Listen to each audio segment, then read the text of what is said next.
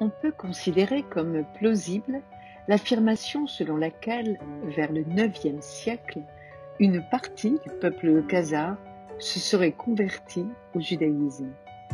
Mais rien ne permet d'affirmer que c'est de ces Khazars que descendent les Juifs ashkénazes, comme le font divers auteurs. Les usages que l'on fait de cette conversion nous permettent de réfléchir à la notion de peuple juif. Bonjour, Pierre Savy. Pourquoi retenir cette date ?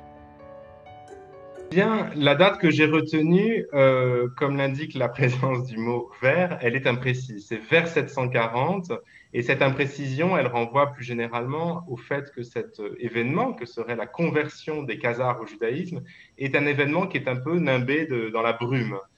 Comme beaucoup des événements qui arrivent au Moyen Âge, après l'Antiquité et avant, disons, les 11e, 12e siècles, la documentation est incertaine, elle est parcellaire et elle est d'un usage difficile. J'ai toutefois cru bon, pour répondre à votre question, de faire figurer cette date et cet événement, tout brumeux qu'il est, dans le livre, parce que c'est un événement qui a été abondamment commenté, qui a fait l'objet d'interprétations différentes, contradictoires, d'une part, et d'autre part, parce que c'est un événement qui permet de réfléchir à une question fondamentale qui traverse un peu le livre, mais qu'évidemment les auteurs posent plus ou moins en fonction des textes qu'ils ont rédigés, qui est la question de savoir ce que c'est qu'un peuple juif. Est-ce qu'on s'inscrit d'abord dans une définition généalogique, voire génétique, disons sur un modèle familial? Est-ce qu'on s'inscrit dans une définition renvoyant à l'alliance et au don d'une loi et de préceptes par l'Éternel à un groupe d'hommes et de femmes? Bref, il y a plusieurs modèles, il y a des modèles nationaux, contemporains, et tout cela est passionnant, très compliqué, mais disons que parler des Khazars, c'était penser un peu à ces questions essentielles.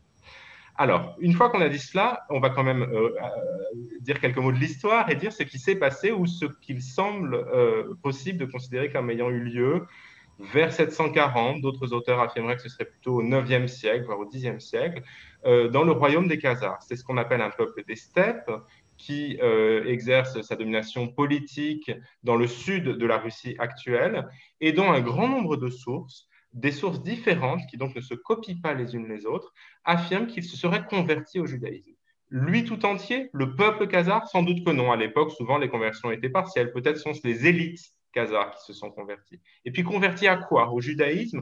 Là encore, peut-être qu'en fait, il s'agit de l'acquisition, de l'intériorisation, disons, de pratiques judaïsantes. Mais ça ne veut pas dire qu'on devient un juif orthodoxe, observant comme il en existe en 2020. Cela veut dire que ces peuples ont pu faire leur un certain nombre de pratiques, de même que d'autres peuples des steppes avaient pu embrasser un monothéisme chrétien ou musulman dans d'autres contextes. Certains historiens s'appuient sur cette documentation assez abondante pour l'époque pour prêter foi à cette idée d'une conversion. D'autres historiens ont critiqué de façon hyper critique, comme on dit en histoire, c'est-à-dire en cherchant vraiment la petite bête, si vous passez l'expression, sur chacune des sources dont on dispose. Donc, on critiqué la documentation pour déconstruire la conversion.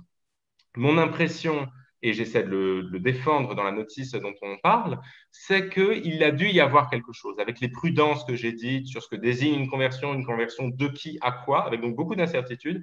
Il paraît quand même probable que quelque chose a eu lieu et que tout cela n'est pas un montage. Et les historiens qui, parfois israéliens et voulant, je vais dire tout de suite pourquoi, pour des raisons idéologiques, battre en brèche l'idée d'une conversion, à mon avis, tombent dans l'hypercriticisme. Dernier point, et c'est là que j'en viens au contemporain, si bien qu'au lieu de vers 740, on pourrait mettre une date du 20e, voire du 21e siècle. Les usages de cette date. Certains auteurs très connus, comme Arthur Koestler, ont écrit des livres de façon pas très sérieuse sur le plan de la science historique, mais avec beaucoup de succès littéraire, autour de la conversion des Khazars, sans aucune volonté de casser l'idée d'un peuple juif. Au contraire, il avait peur de l'usage qu'on pourrait faire de ce livre. Il avait raison parce que d'autres auteurs très connus qui ont eu beaucoup de succès en France, comme Shlomo Sand, ont fait flèche de tout bois et ont utilisé cette conversion pour dire que tous les juifs ashkénazes, et donc grosso modo les pères fondateurs de l'État d'Israël et la moitié de la population israélienne, étaient des convertis, descendaient de Khazars, et n'avaient donc aucune légitimité sur cette terre de leurs ancêtres, sur cette terre promise dans laquelle ils prétendaient retourner, mais qui n'avait jamais été la leur. Et cela ne paraît pas convaincant parce que ces quelques Khazars qui sans doute se convertissent et les Ashkénazes que l'on voit quelques centaines de kilomètres ou milliers de kilomètres plus au nord, plus à l'ouest et plusieurs siècles plus tard, il n'y a aucune continuité documentée entre eux, si bien que la thèse d'une origine khazare de tous les Ashkénazes paraît très fumeuse.